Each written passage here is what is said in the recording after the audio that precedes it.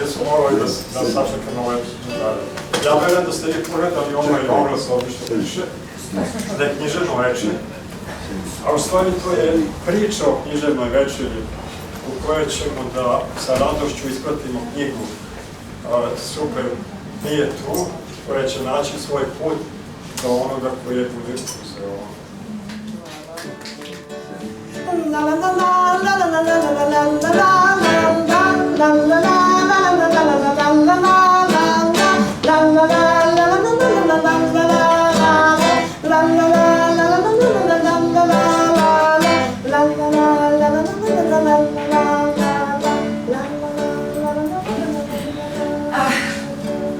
Može samo Lorenzo da pesmom o meni lepoj Franceschini priredi ovakav muzički doček. Taj moj školski drug Lorenzo, se samo setim kako smo sa strašću uvežbavali francuske poljupce. Bilo je to zaista pravo vreme, dobro odrastanje dva mlađana pačenika sa 3. lista školskog dnevnika. A znate li šta je pisalo na toj stranici školskog dnevnika? Na moju žalost, pisalo je Živana. Kao ime moje Ujme. Ujna se nije tako zvala. Više je to bila moja jedna asocijacija na nekoga ko mi nije tako drag. Ili me je taj neko dočekao osmehom kao da reklamira četnicu za skuver. Često puta.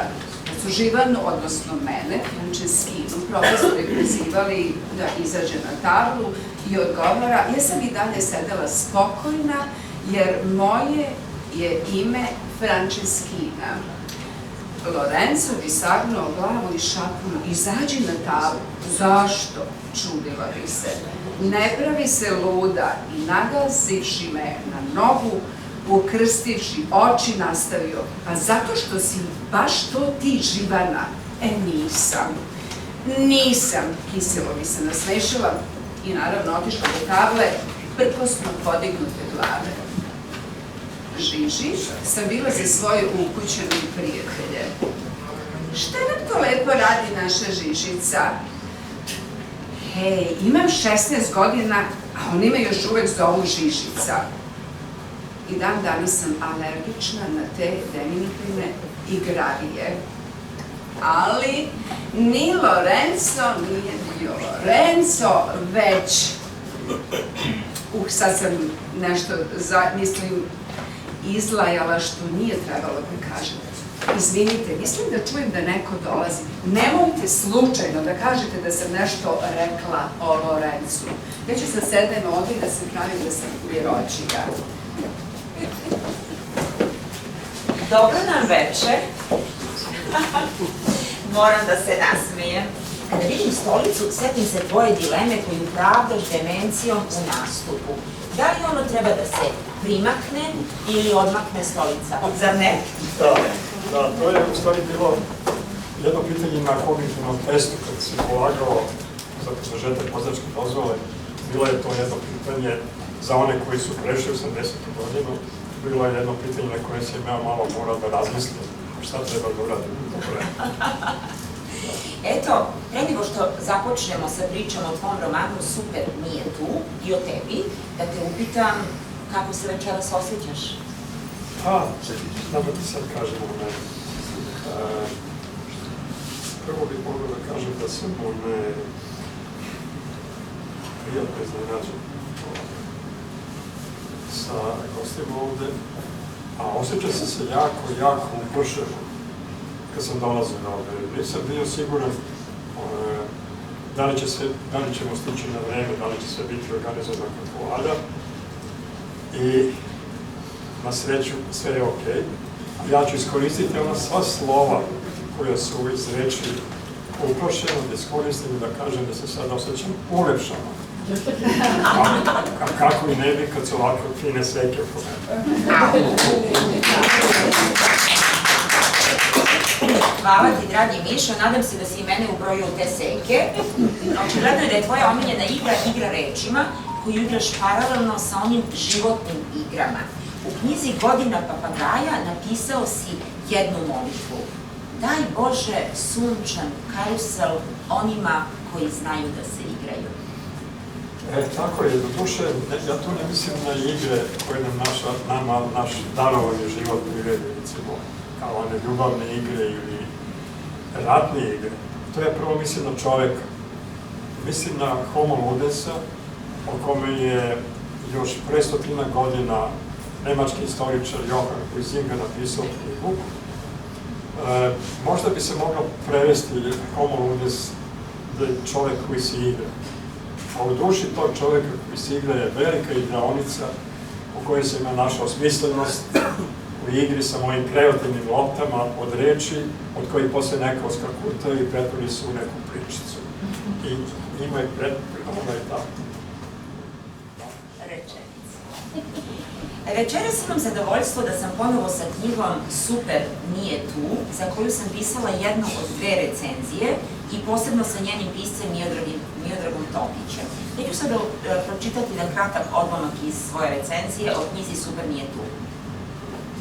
Sam naslov Topićeve knjige nosi sa sobom jednu duboku i mudru, samo naizgled šaljivu, u stvari pomalo gorku životnu poruku. Sve počinje i završava se na jednom istom mestu koje je naša poslednja životna odrednica. Njegovi junaci žive svoje obične, a tako raznolike i komplikovane živote samo u okviru jedne zgrade u kojoj se tajno sastaju kao mala i šaljiva družina nazvana Koza Nostra. Pored vernih pripadnika i aktera ove priče, pored svojih nepisanih, neizrečenih zakona po kojima funkcioniše ova mišina Koza Nostra, izdvaja se od svih drugih na svetu po nekim tajnim i nostalgičnim izmaglicama obogaćenim mirisom magnolije, kako bi sigurno dodao pisac ove knjige, u kojima bitiše kao sasvim poseban entitet, potpuno nezavisno, negde na međi između mašte i realnog života. Moram sada da citiram Franceschinu, koja ovako počinje svoju priču o Lorencu. U stvari, ovo nije samo priča o njemu. Možda uopšte nije.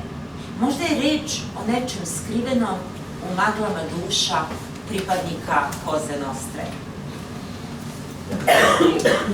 Miodrag Topić je pripovedač pene, svetlucanja, zanosa i sjaja, lak papirjast, lakorast. Njegova dimenzija je čežnja, poslednja reč romantike. I on je romantik, i pesnik, i pripovedač. A Super nije tu je jedna topla i nostalgična priča, čija se 3 lajtmotiva pozicioniraju poput 3 mistične tačke Bermudskog trougla.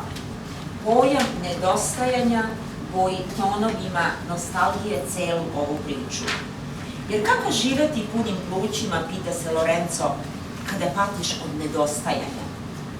Mada, ne bi Lorenzo bio Lorenzo, ili ne bi Miša bio Miša, da se nije dosetio da u ovoj šah-mat poziciji posegne za rešenjem poput Horacijevog Carpe diem. Iskoristi trenutak, uživaj u ovom sadašnjem danu i raduj se životu. Poruka je koja se nameće kao drugi lajtmotiv romana. Jer, ma kako maštoviti, hrabri ili daroviti bili u ovom životu, u izreci momento mori je bila skrivena istina. Istina koja nam se sama otkrila, sazrela u nama.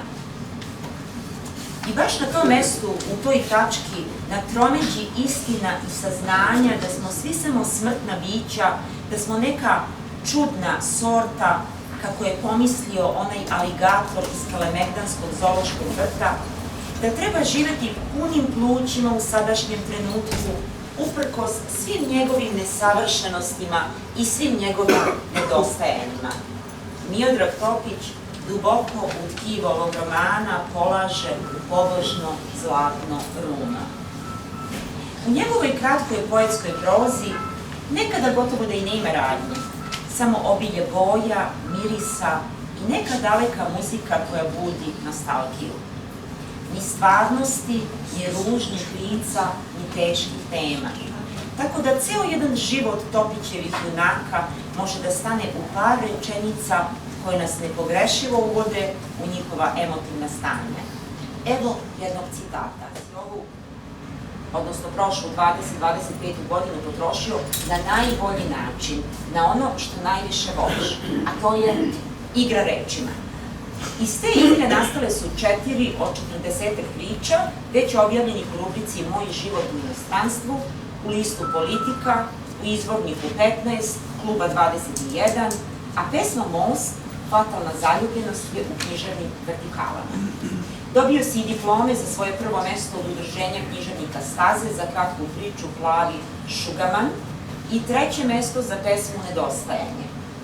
Postao si član književnih i likovnih stvaralaca Staze iz Kule. Tvoje ime će se pojaviti u prvom tomu enciklopedije nacionalne dijaspore. Objavio si knjigu Super nije tu, na oba pisma. Imao si promociju u Trebinju i Kuli. I ovo bi sada bila ovde 3. promocija knjige Super nije tu. I na samom kraju 2025. godine ponovo tvoja priča od 357 reči Krempite se našla u zbirci kratke priče 357 književnih vertikala iz Beograda. Da li sam nešto propustila, Mišo? Jesu. Propustio si da kažeš da sam ja svoje bogatstvo u godinama uvećao za još 1 godinu i da je biti mlađi pisac u svojim 80. godinama još može da napreduje u toj vrsti službe. Sjajno. Dobro, ja sam to propustila. Dakle, dobro došao u te mlađe pisce u 80. godinama i da kažem samo da se u svakoj tvojoj knjizi provlači pro koji stih zahvalnosti ili koja rečenica zahvalnosti. Ja mislim da sam ti lično rekla da je ovo jedna od najlepših rečenica ove knjige i utiče vrlo pozitivno i motivaciono na sve nas da bude u budućnosti svakog jutra kada se budimo. Sada su njih dvoje imali pametnija posla između svojih 4 zida u njegovom stanu. Zato je nezvanično, zato su nezvanično znali Lorenzo, Greg i pomalo Peter, samo ko za Astra i niko više. Mišo, još jedno pitanje, koliko u tvojoj knjizi ima fikcije u stvarnosti, a koliko u stvari stvarnosti u fikciji? Pa sad, nije da ja sad pametam, ali u stvarnosti u fikciji daje jedan sloj uverljivosti za koju fikcija nema snage, a fikcija doda ono upadljivost i šarm koja je potrebna i onda napravi neki balans tako da ni tema nije mnogo bitna. Osim toga u ovoj knjizi su i nekoliko prstohvata moje autobiografije.